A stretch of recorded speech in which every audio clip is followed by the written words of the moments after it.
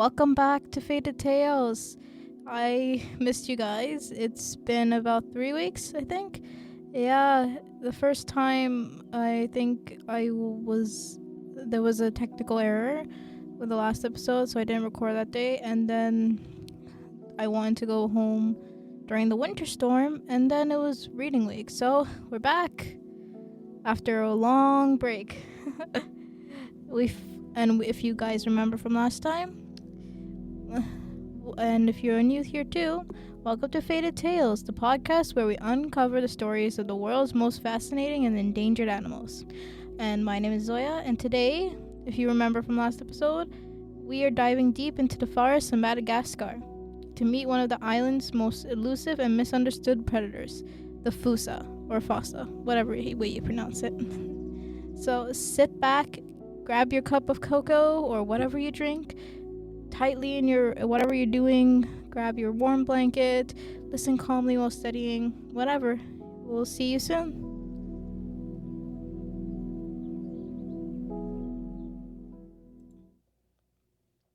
Alright everybody, welcome. It's been a while.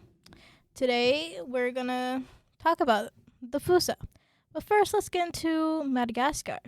Madagascar is often famous for its lemurs, chameleons, and baobab trees, but lurking in the shadows of the dense forest is a creature that looks like a strange mix between a cat, a mongoose, and something entirely unique. If you've never heard of Fossa before, don't worry, you're not alone.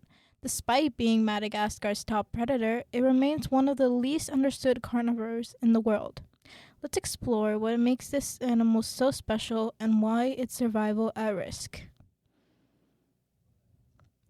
Now, what is a Fossa? Well, a Fossa scientifically is known as Cryptoprocta ferox. It's a it is a carnivorous mammal that belongs into the Euperidae family, a group of animals unique to Madagascar. I'm sorry I probably pronounced that wrong, but don't we all? Imagine a creature that's part cat, part mongoose, and part weasel. Fossas have long, slender bodies, sharp, retractable claws, and muscular tails that help them navigate through the treetops. One of the most fascinating things about the Fossa is its arboreal lifestyle. That means they spend both their time in the trees and on the ground, making it a highly adaptable hunter. Measuring up to 6 feet long, including their tail, and weighing anywhere from 12 to 26 pounds, fossas are the largest predators on Madagascar. Their primary diet? Lemurs. In fact, lemurs make up about 50% of their diet, but they also eat rodents, birds, and reptiles. Unlike big cats, fossas rely more on stealth and agility rather than brute strength. Their ankles can rotate up to almost 180 degrees, allowing them to climb up and down trees head first, much like a squirrel and other animals that we've mentioned on this podcast before. Imagine having that kind of flexibility. Oh, that would be so easy. You'd be a gymnast star. In addition to their incredible climbing skills, fossas have a keen sense of smell and sharp vision, making them formidable hunters. Their long, muscular tails, which make up nearly half of their body length, provide balance as they leap between branches. And when they do hunt, they rely on a combination of stalking and sudden bursts of speed, making them one of the most efficient predators in the ecosystem. So now we're going to move on to our next segment, which is called Mysteries and Misunderstood. Despite being Madagascar's apex predator, fossas are rarely seen. Part of this is because they are naturally elusive and mainly active at dawn and dusk, making them crepuscular hunters, if I pronounced that right. But another reason for their mysterious nature is rooted in local folklore. Some Malagasy communities, I hope I pronounced that right, I'm sorry if I didn't, believe that the Fossa is a supernatural creature, capable of slipping into homes at night and stealing children. Of course, this is just a myth, but it has led to fear and precaution of fossas, with some being killed on sight. This human wildlife conflict only worsens in the species' chance of survival. Beyond folklore, researchers have struggled to study fossas in the wild because of their secretive behavior. Until recently, however, little was known about their social structure.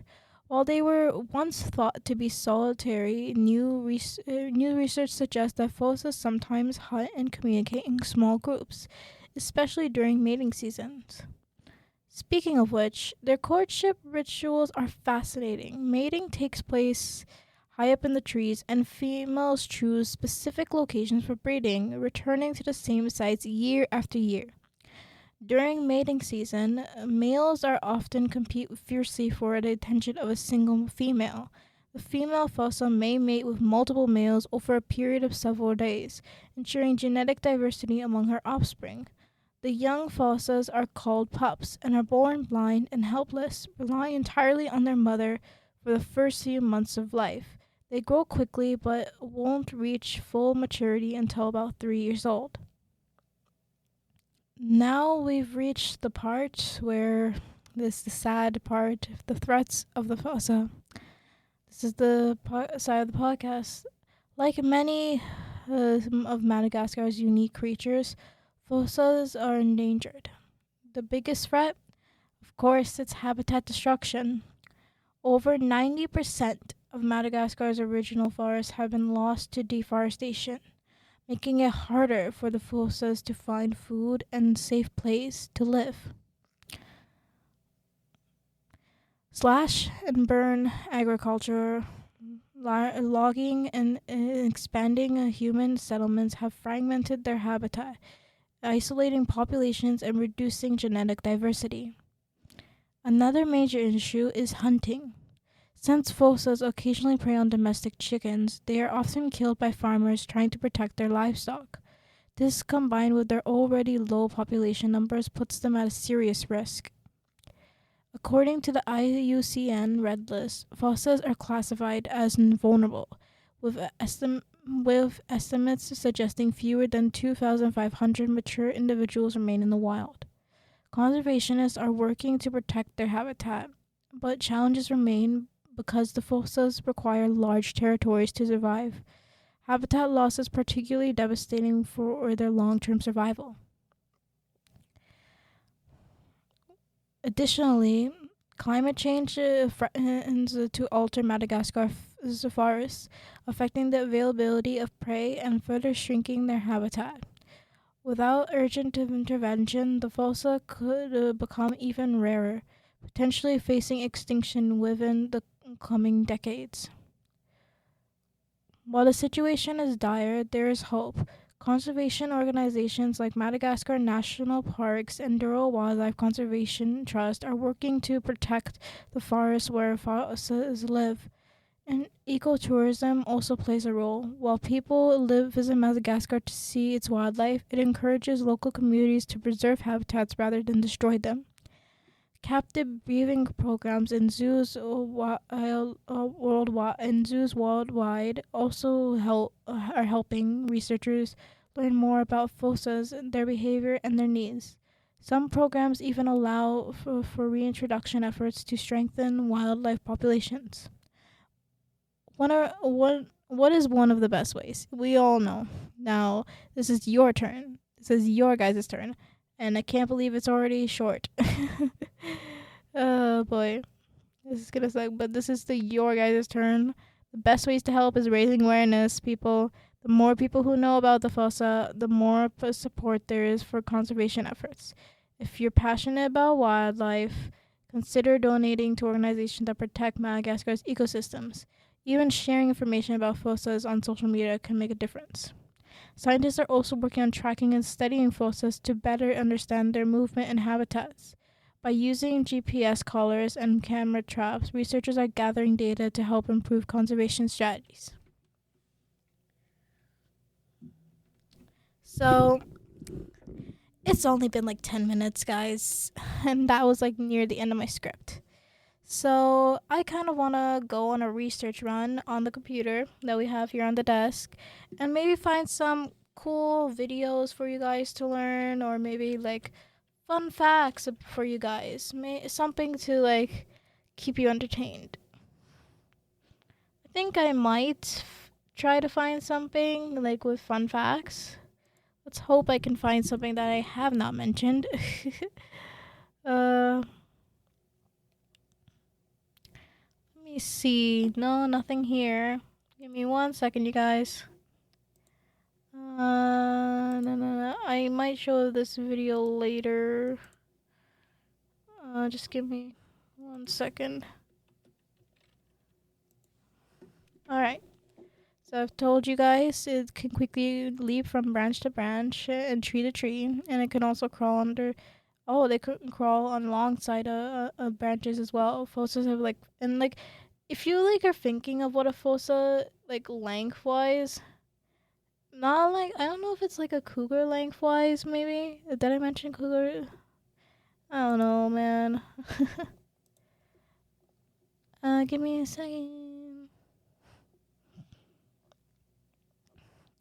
It doesn't look like a cougar. If you think of it's like a cougar, it's more like I mentioned, like it's more weasel like, legal mongoose like. It definitely looks like a cat, but it's like in between sort of thing. I'm looking to see if there's anything more I can tell you guys, so this doesn't have to be that short.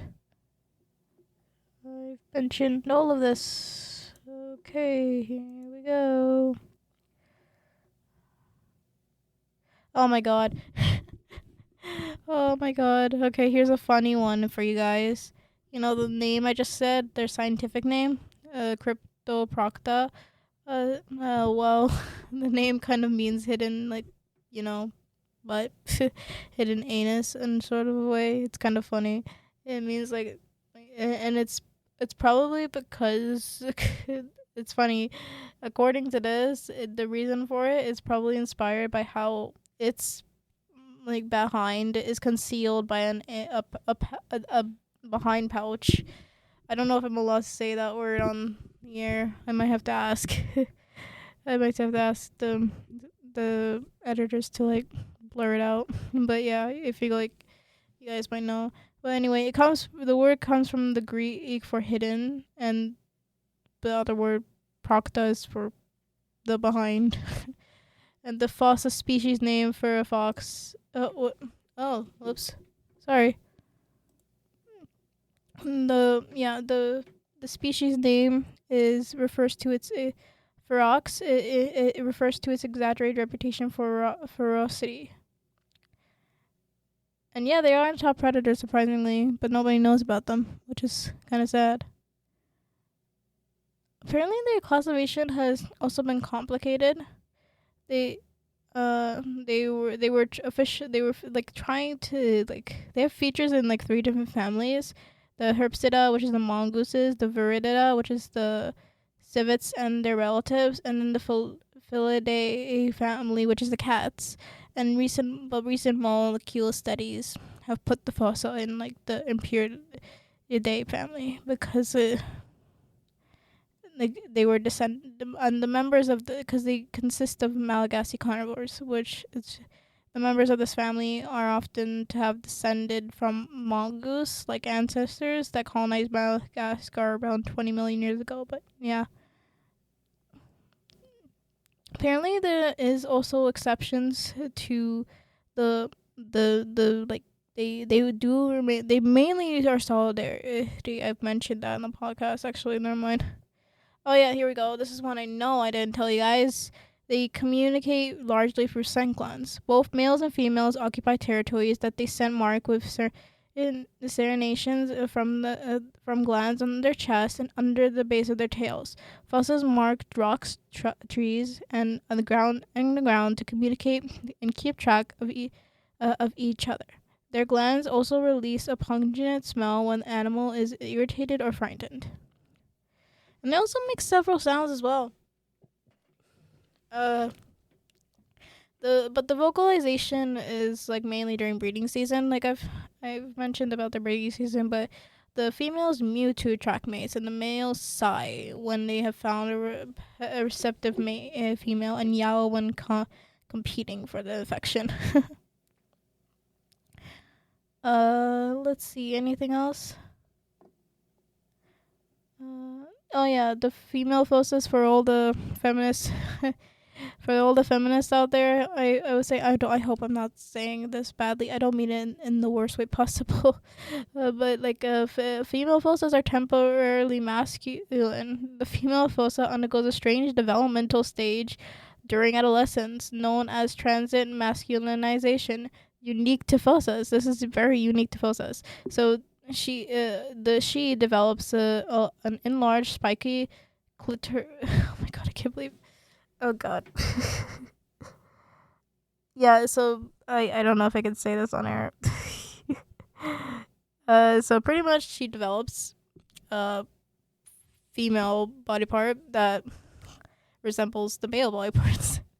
Oh my god, I can't believe I'm doing this. I really hope they cut this out.